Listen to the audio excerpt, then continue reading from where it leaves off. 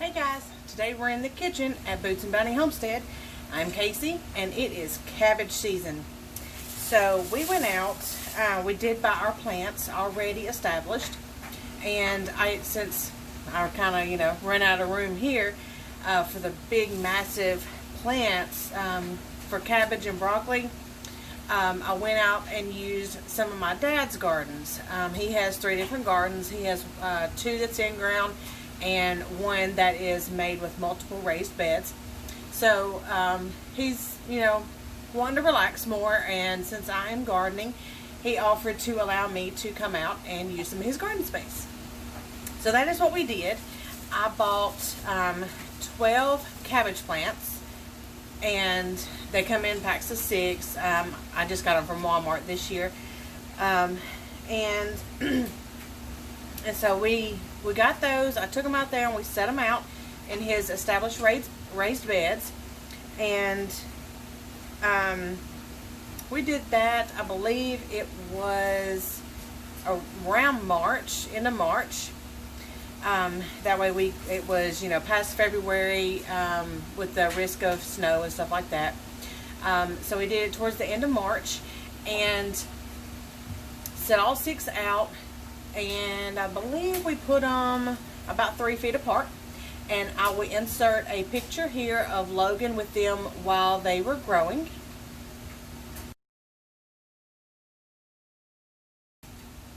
So you see his gardens are very, very fertile for growing anything really. And I wanted to show you, he brought me 2 the other day that he cut. So end of March till the middle of June is the growing time. And this is one of them.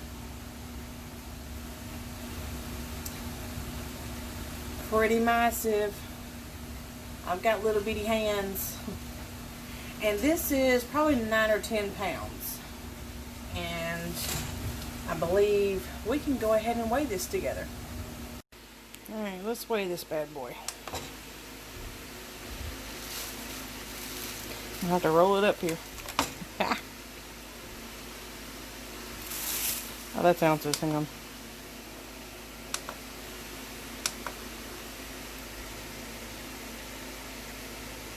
Well, 7.667 pounds. Well, there you go. Alright, so to put this cabbage up, I am going to do a fermentation and make some sauerkraut. Alright. Let me get a knife.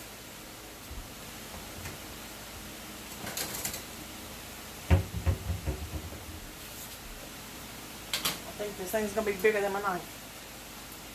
Alright, we're going to take the outer couple of leaves off. It's still wet in the middle here. Look how big these leaves are. Hey, those could be used as bowls. Yeah. Look at that. Huge. Bowls. Huge bowls. Alright. And then the way I'm going to attempt to cut this big thing is I'm going to cut just one side of the core because we need to try to get the main core out. So I'm going to cut kind of diagonally like this on the side of the core, but going across to the middle of the top. My knife may not be big enough. Oh my goodness. Bits and pieces. A little bit at a time. It's almost like cutting a watermelon.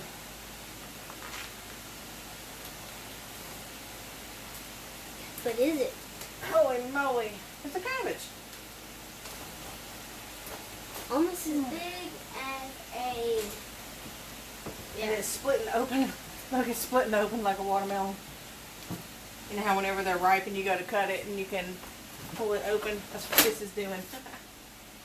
Alright, Hey, it's a watermelon. there's half of it. It's a watermelon. I'm going to flip it over. And there's water coming out of this thing everywhere. I believe I will put this through my KitchenAid slicer. Just because this thing is massive, and if I'd have to do this by hand, it's going to wear my hand out. So I'm going to cut this in slices, just so it can fit down in my KitchenAid.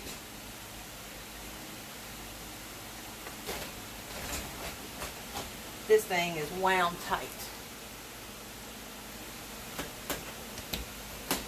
I'll get it out in just a minute, baby. I'm just going to get out one. Okay.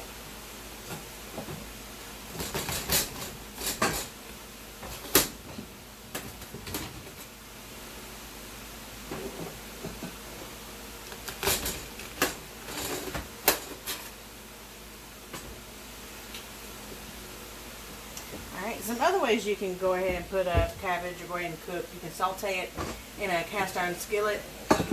I like to put some bacon grease in it, let it get medium warm or medium hot, not just, you know, scorching. And cook it in a cast iron skillet with some Polish sausage or hot dogs or some kind of, you know, saucy meat like that. And just let it cook down. And you have to fill, you know, the skillet up, mound it up pretty good, because as the cabbage cooks, it does shrink down. And it takes a little bit. And I like to put a top on it so that way it just doesn't absolutely, it just doesn't absolutely cook all the water away. Is it big enough? I think I'm actually going to use the slicer on this one. Okay. There's a slicer one of these in there, in the box. Haven't used my slicer yet, so I'm excited.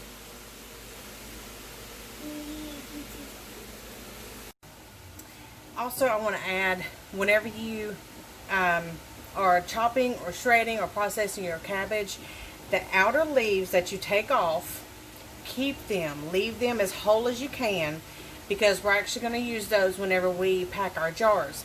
So don't rip them to shreds. You need, if you're using store-bought, probably half of the top of the leaf you're going to use per jar, or a quarter of it.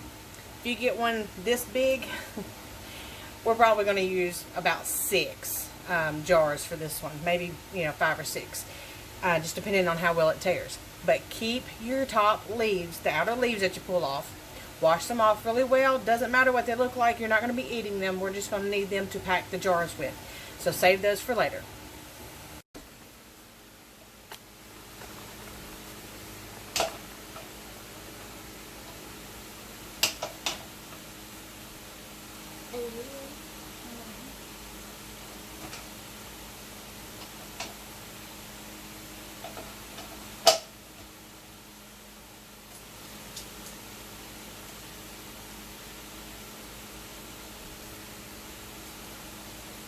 Alright. Get this thing plugged up and see how it's going to do. I do have a mandolin if we need to resort to that. I don't really want to do it by hand. One of these days I'll get my kitchen finished. Alright. Today. That's right, it's not going to be today. And let me get a big bowl here.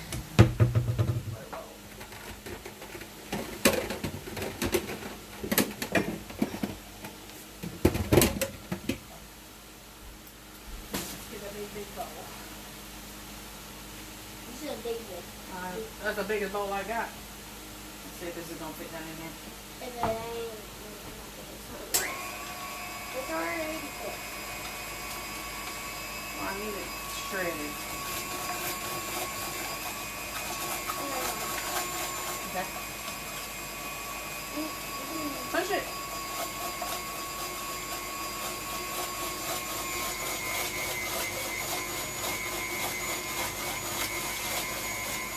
That's good, go ahead.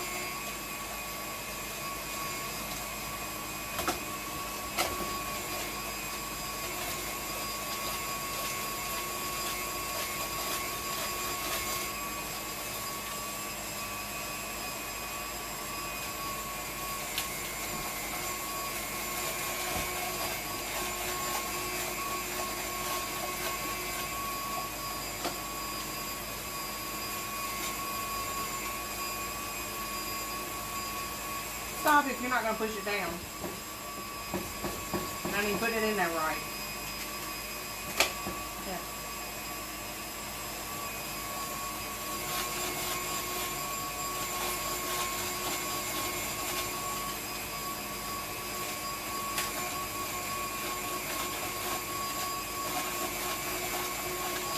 Okay, ready. Push.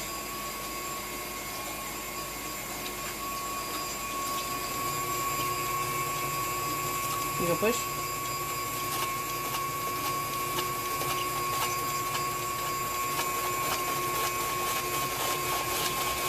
There we go.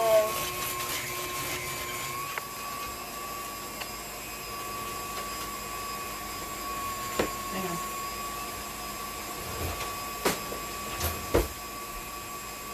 I'm done moving. Stop. You're gonna yank your finger off.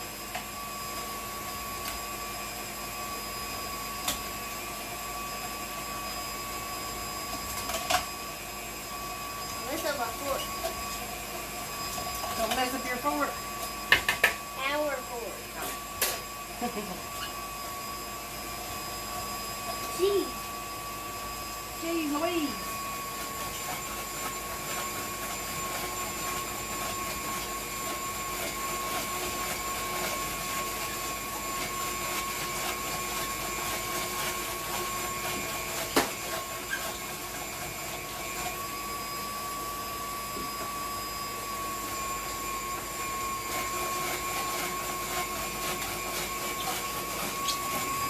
Look how pretty that is.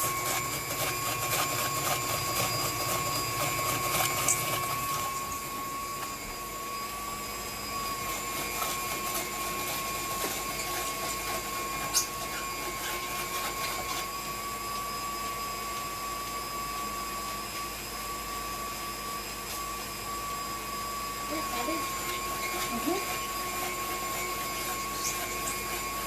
Are we growing cabbage? Yep, we're going in on pop-offs. Or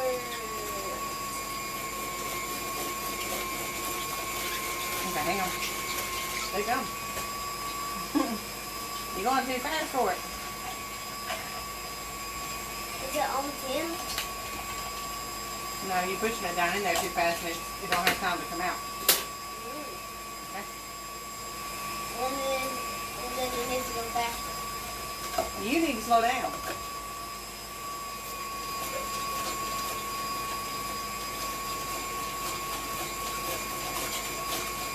Alright, we're going to finish this up and we'll be right back. Alright, so I did not quite half of this.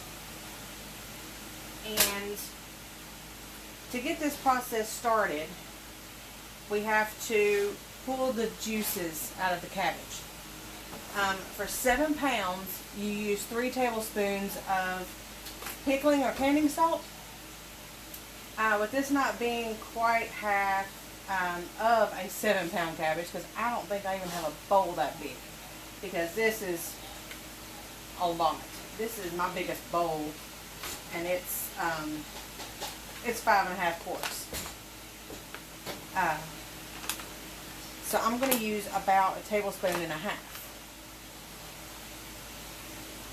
Sprinkle it on top.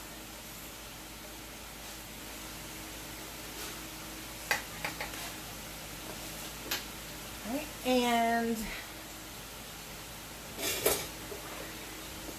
all right, if you have one of the cone strainers, I have it hang up there on my wall. I'll let you see it real quick.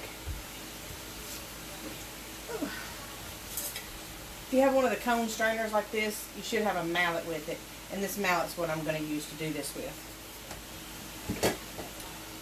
All right.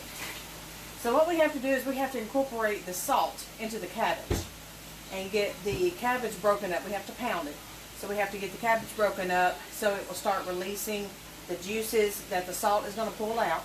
So we have to pound this for 10 minutes. So you just want to go through, break it up, pound it, Good time to call kids in. But we're just breaking it up to get it to release its juices. Stir some of the salt up in it.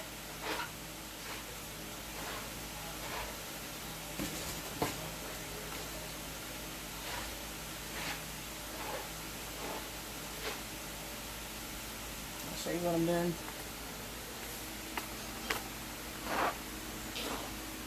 Just using my mallet to press down and kind of twist, and you see how it's shrinking.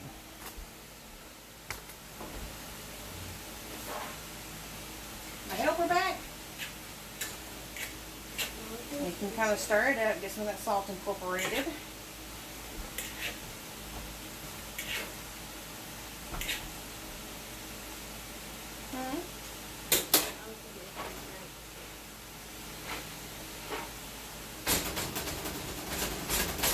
Stove is metal, it's kind of loud, sorry. Trying not to have to do that.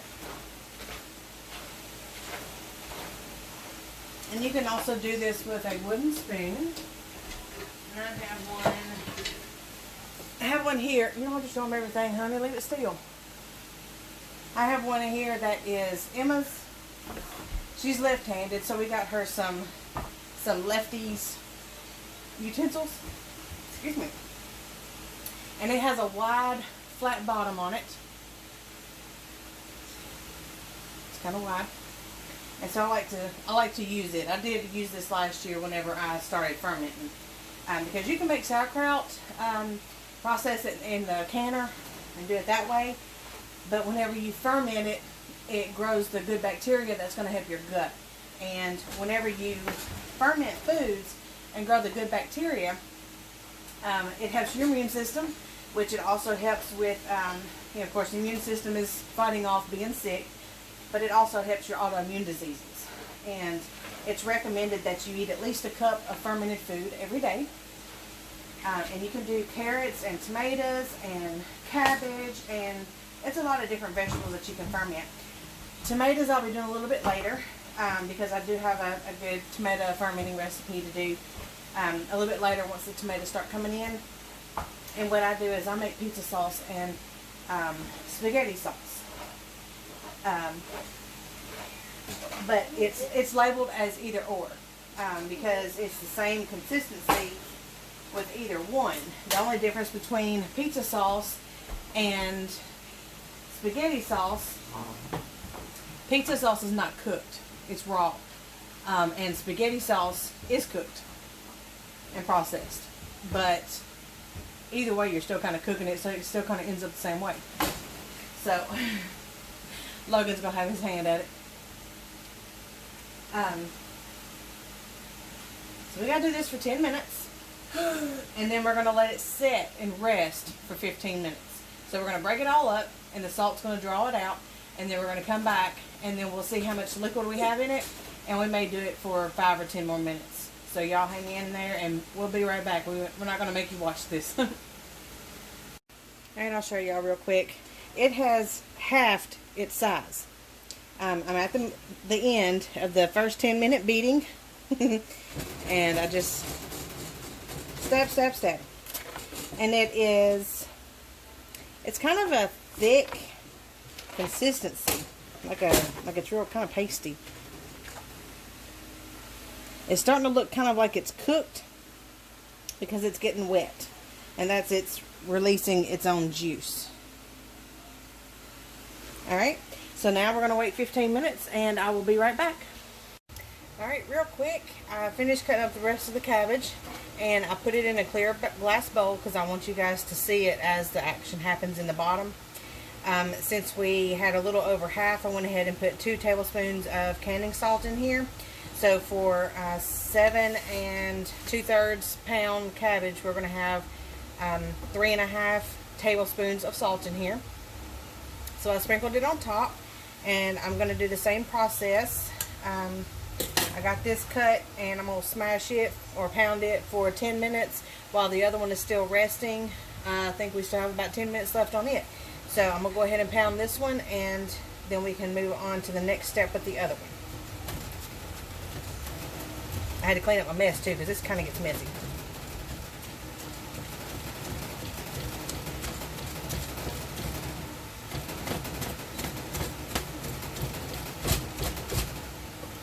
And if you can pound it down and then fluff it up just a little bit and get you some new stuff to pound, that would be fantabulous.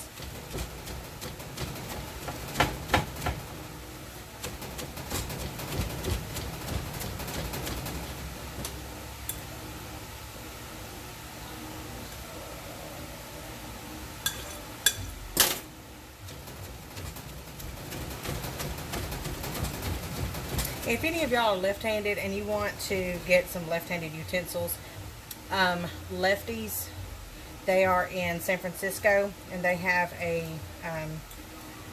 website that you can go to. Just put in Lefties San Francisco in Google, and it'll pull up their website, and it's really cool. I've ordered her several things on there. I got her a whole set of kitchen utensils, and it comes with spoons and spatulas, even a left-handed can opener, and I got her a left-handed mitt, oven mitt. Let's see if I can find it. Here it is. It's a left-handed oven mitt, so it goes in your left hand. And she uses everything quite a bit, because if you've never been around a left-handed person, or if you just haven't experienced it yourself, left-handed people have to have like their spoons and spatulas and stuff at an angle, especially if they're not straight. If they're not straight, and you know how some spatulas, they are flat on the bottom and then they go up to the handle. If they're sloped or cut at an angle the wrong way, they can't just turn them over to use it the other way. If you're wondering about it, just try it with your left hand one time and you'll see what I'm talking about next time you're cooking. So they have to have, they don't have to, but it is convenient. Need everything cut the opposite way. Just like if I was using this spoon with my right hand, there's a point right here, and it's rounded on this side. Whereas usually it would be rounded on the bottom for me and pointed on the top. But since this is for her, she uses it with her left hand, and the rounded side is on the bottom, and the hole that's scooped out is where she scoops. So it would be backwards for me if I was to use this in cooking. Or if she was to use mine would be backwards for her. So anyways, check it out. It's not just utensils. They actually have notebooks and binders where all of the holes for the paper are on the opposite side. So they, in binders, school binders, the 3-ring binders, they're having to write like this, and the binders are right here, so they're having to go over it. In Lefties, all of the paper has holes on the right side, and all of their rings are on the right side. So as they write, it's open on this side, and everything, they still write left to right, of course, but they're not having to go over the holes and the humps. So anyways, I just thought I'd give you that tidbit of advice if you have anybody, birthday, Christmas, something coming up, or if you're left-handed and want to check into it yourself. A lot of neat little things in there. They actually have left-handed pins where it curves around your hand differently. Of course, I don't use curved right-hand pins, so I don't know how that actually works. But anyways, if you happen to want to check into that, lots of neat stuff, and they will ship it. But anyways, I'm going to get back to pounding this, and then I'll be back, and we'll go back to the first batch. Alright, we're back with the first one. And I want to show you kind of where we are at.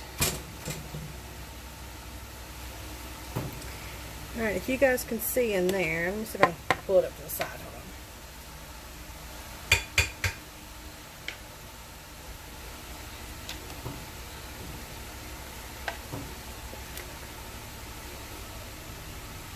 See the liquid? And that's what we're trying to get out. We're going to make this our brine. But that's what we are needing. So that's good. Very, very good. I'm actually going to do this for about 5 more minutes. And then check the other one. I'll show you that one. That one does have a clear bottom bowl in it. So I'll show you that one in just a second. But I'm going to go ahead and do this one for about 5 more minutes. And I'll show you the other one. So here's the second one we did. And let me tell you, this homegrown cabbage is doing a heck of a lot better than the store-bought cabbage. I've done this one time before. And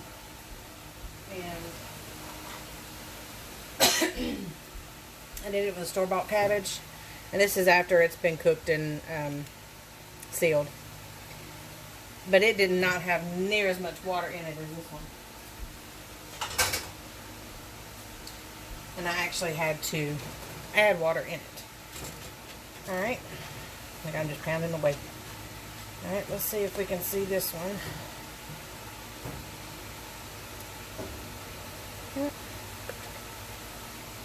It's got a lot more water in it than the store-bought one. But you can do this with the store-bought one. No big deal.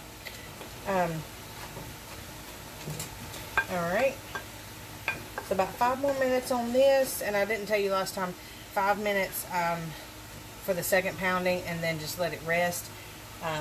For 5 to 10 minutes, I'm actually going to start supper real quick. So I'm going to brown some ground beef and let this sit. And then I'll come back and we will do the next step. We're almost done. So we are multitasking, finishing supper, and doing sauerkraut. Yummy, yummy. Now I'm doing a cauliflower rice and deer cheesy skillet kind of thing.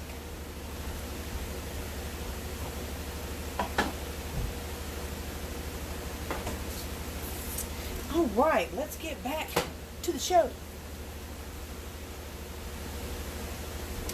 So, you will see we've got me being uncoordinated here. Alright. See what we got in here. Lots of juice still coming out. Okay. And let me explain just a little bit to you guys so you can see me. Okay, so with the fermentation, what we're doing is we're using the salt to pull the water out of the vegetable that you are fermenting, and the vegetable is going to act as the preserving agent that is going to help stimulate the growth of the good bacteria that we are fermenting with, and that is called the lactobacillus bacteria. So what we're doing is called lacto-fermentation, and we're making sauerkraut. So what we're doing is using the salt to pull the water out of the cabbage. The salt is going to preserve the cabbage from letting it grow bad bacteria. Bad bacteria makes black mold, or the gray colored mold.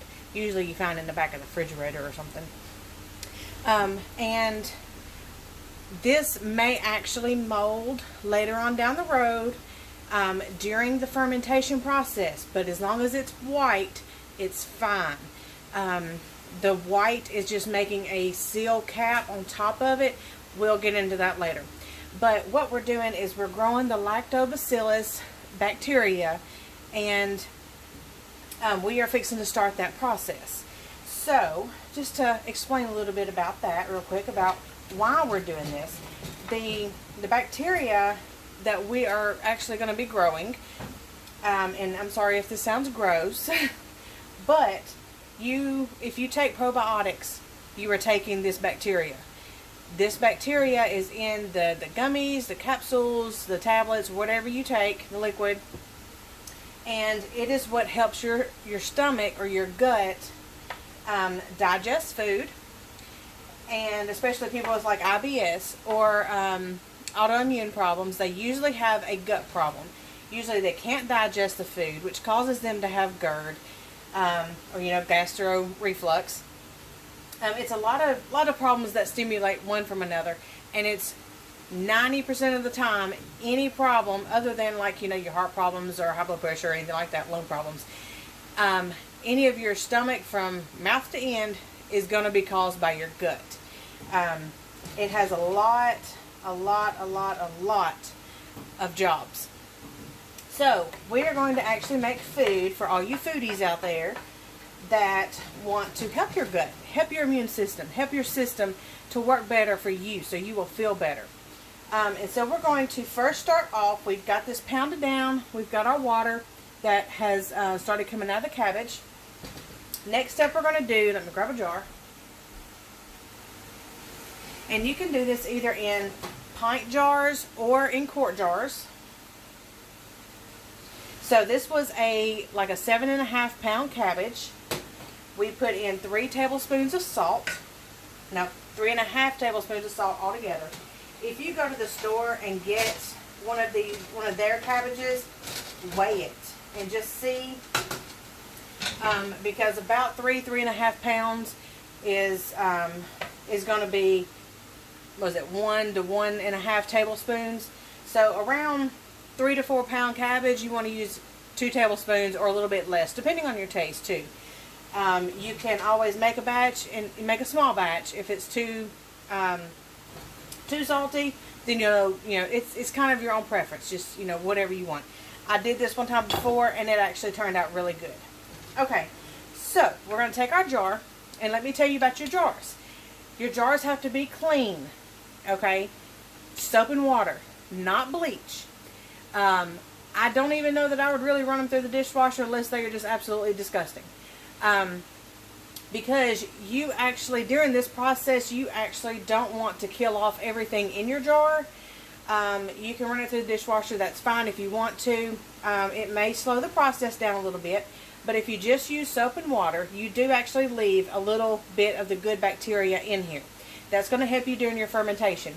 If there's any bleach or any harsh chemicals that may be found as a residue in your jar, it's actually going to slow the process down, and bleach can absolutely stop the growth of good bacteria.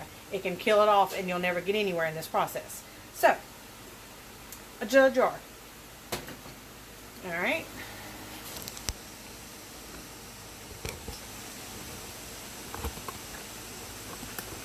Sorry, I don't have a place just right here in front of me where I can put you guys to look dead on at me.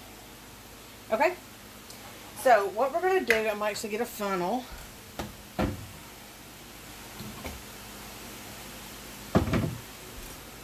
Alright, just to help me a little bit. You can use wide mouth, you can use regular mouth, it really doesn't matter. And we are going to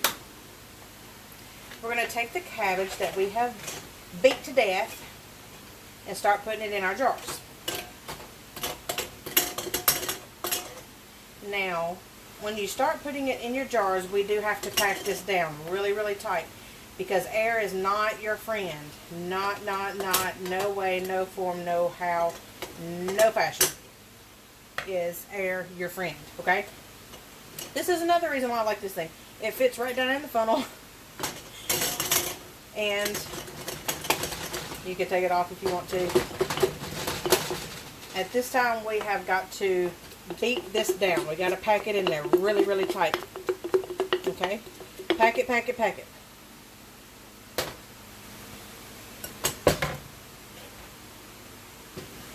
And if you don't have, because I actually just got that not too long ago, so if you don't have one of those, if you're in town, Hobart has a few, just saying, you go up there and get it. Or you can see, if somebody, elders that may have it, or you may run into somebody my age that has one. Pick it up at an antique shop, at a flea market, or something like that. Pound it, pound it, pound it. Pack it in.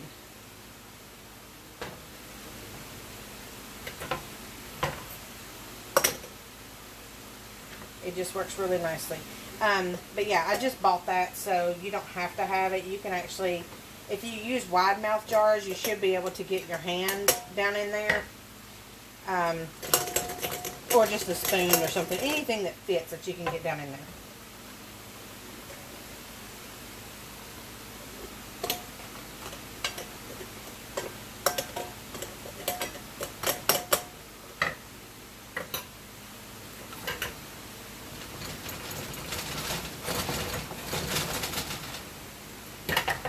Alright, I'm going to use a fork, because you can see, it's, I hope so, it's kind of dented down in there from that end being rounded.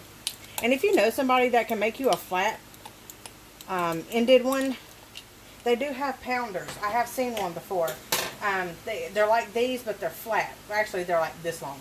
And they have a long handle up here, like a long handle like this.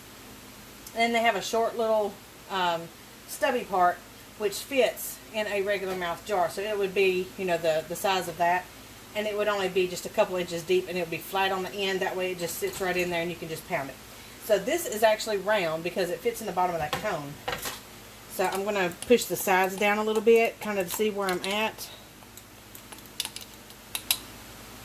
I'll do just a little bit more.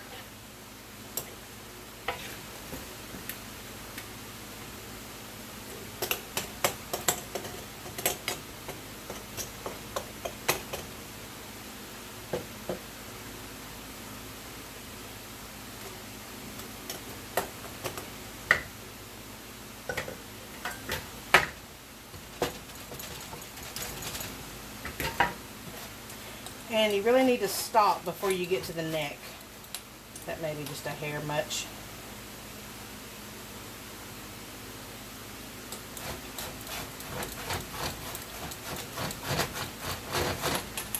Okay. So you can see I've kind of stopped right about here. And that's about a 1/2 inch from the neck, the first little ring, the neck there. About a 1/2 inch. And I've got it all packed down in there. And it is kind of juicy. You might have said, look, there's some juice right there. Okay?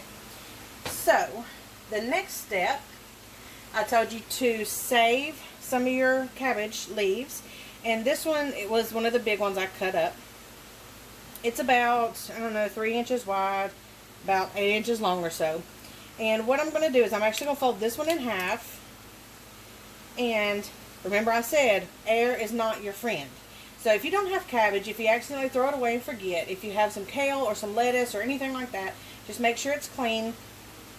And what we're going to do is we're going to put it on top of our sauerkraut. And it's got to hold it down underneath the water at least 1 inch.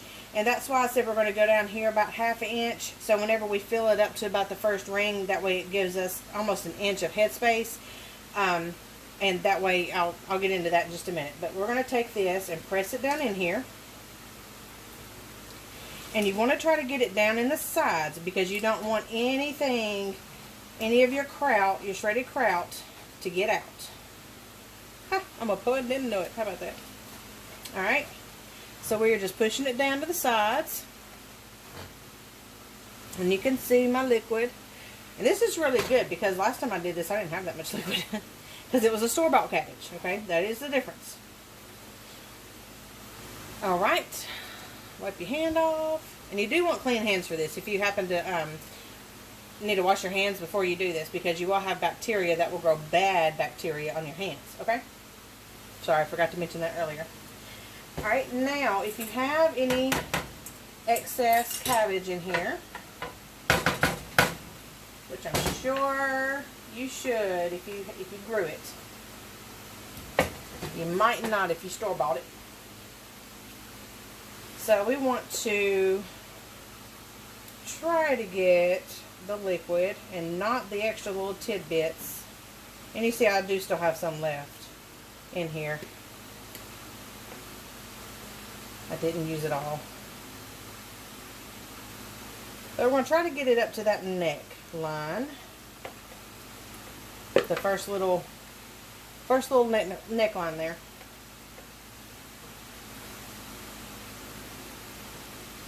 Okay, that's good. Alright, so we've got it up this high, right up to here. Right just under this thick ring. Just under there. Right there. Alright. Now, there are different tops you can actually put on there. And I don't have mine out.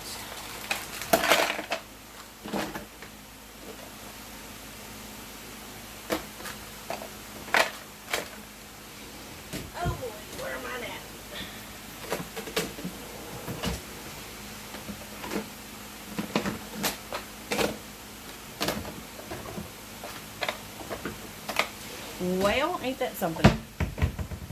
I currently don't know where my tops are. Okay, anywho.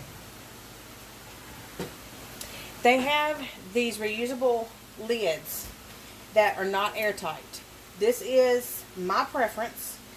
They have fermenting lids. I don't have one because I've never ordered them, but it's a white rubber lid, kind of like the rubber sink stoppers. It has those on there, and it has a little spout in the middle of it, kind of like the like what's inside of a bottle, where it's a little white teepee looking thing, and you squeeze it and it opens. It's like that, and you just attach that with a metal ring. These are not airtight, no matter how tight you put it on there. The other one is using your lids, your canning lids, with a canning ring. If you use that, do not put it on very tight, because the wax seal will make it airtight. Now, the process that's going to be happening with this is the bacteria growing. And the bacteria that grows, let me get down here where you see me. The bacteria that we're growing, say if you can relate, if you eat cabbage, if you eat broccoli, and you're not a steady green leafy eater, what does it give you? Gas. That's what it's going to be doing with this jar, okay? What green leafy vegetables do inside your gut is that it eats the bad bacteria. That's what it's doing here. It's creating good bacteria, and so whenever you ingest it, the good bacteria is going to eat the bad bacteria. So, henceforth, the product is gas. So, you don't want to tighten it down too tight, because even with it creating gas, it also has to do with moon gravity, with the moon pull, okay? I do not know what phase we're in right now, so I suggest everyone to set this on a towel, because the juice in here will rise and fall. As the gas is produced, it's going to come up and it may fall. But if you also have the moon pull that is like a full moon, it's kind of like the tide. It's going to pull water out. So it will come out, and if you hear something hissing, like it's, just go over there and just crack the top just a little bit, and it's go psh. That is because it's too tight, and it has to be able to breathe. You cannot suffocate this, okay? So we are going to, I'm going to get me a lid real quick. I'm sorry, I have no clue what to do with my lids. Give me just a second.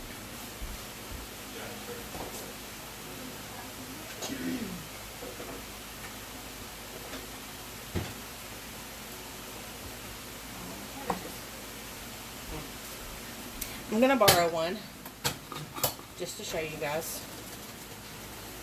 It's been in the refrigerator. Okay, so we're going to put this on there, and I'm not going to tighten it down too tight. I probably won't even make it where it'll close. So I'm just going to let it rest on there where it's not going to move, but it's not tight either. This is going to sit in a window or in a warm kitchen for at least 3 days. At 3 days, well, during like day 2, you're going to start seeing bubbles in here. The bubbles is the gas, and that's what's going to come up, and that's what's going to, possibly push your water out, your liquid out. So when that's happening, it is fermenting. You don't have to do anything to it. You don't have to stir it. You don't have to shake it. You don't have to bother it. Okay, just leave it alone. Let it sit there. On day 3, you're going to open it, and I'm actually going to go through this with you. And you may, like I said earlier, you may see some white mold on top. White is good. White is right. Black is bad. So if you have some white mold on top of it, just take a spoon or a fork and just lightly rake it off, chunk it, and then you can pull the lettuce leaf or cabbage leaf out, and you can try it. Just stick your fork down in there and try it just a little bit, and then push it back down. If it's done, if it's where you want it, you can put it in the refrigerator. If you want just a little bit more, tang in it, leave it out. It can set up for, some recipes call for 11 days. So it can set out, at least 2 weeks. I wouldn't go over 2 weeks. That's a little too much. But 11 days is the sweet spot, but you can start trying it, and you can actually start eating it at 3 days. When it gets to the point that you are ready to consume it and you want it to stop fermenting, put it in the refrigerator. It's not going to stop it, but it will slow it down to almost a halt. So put it in the refrigerator, and then you can eat it however. You can eat it raw like it is. If you don't like it as crunchy, you can slightly cook it. Don't cook it too much because you'll kill the bacteria, and that just ruins the whole process. But you can put it in a skillet, and warm it up, make it a little tender from, 5-10 minutes, something like that. But just don't cook it to death. You can, this is your sauerkraut. It's not going to taste like store-bought sauerkraut. This is lacto-fermented sauerkraut. We are going to do another recipe.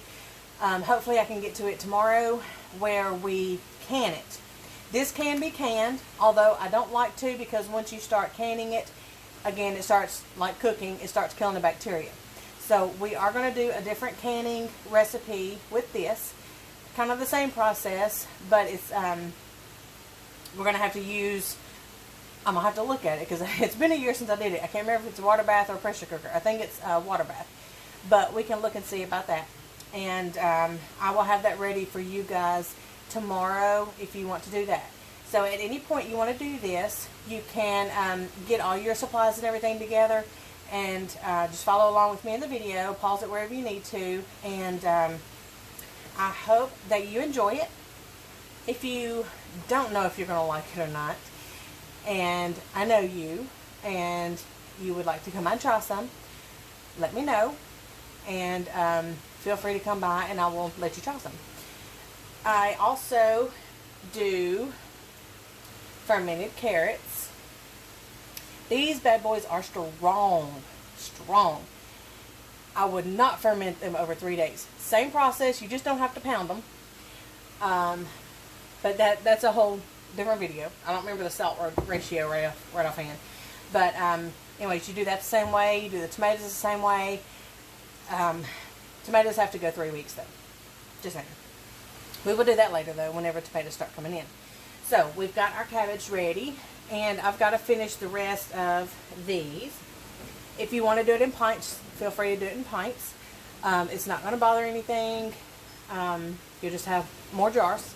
You can give them away as gifts or, whatever. Now last year, I did ferment them, and I believe I water bathed them. And that's where I got these from. See, water bathing, it does change the color a little bit. And I used Himalayan pink salt, so it has like a pink kind of color to it. See, that pink Himalayan salt. But yes, that's the fermented sauerkraut that I water bathed because I didn't want to cook it. I believe I water bathed it. So let me see the color difference. All right. I believe that is all. If you have any questions, leave them in the comments or text me or message me, whatever you need to do. I'm going to go ahead and finish this up. We've got to eat supper. So just let me know if you have any problems, if you have any questions, and I will be happy to help you. So until next time, God bless you guys and have a good day. Bye-bye.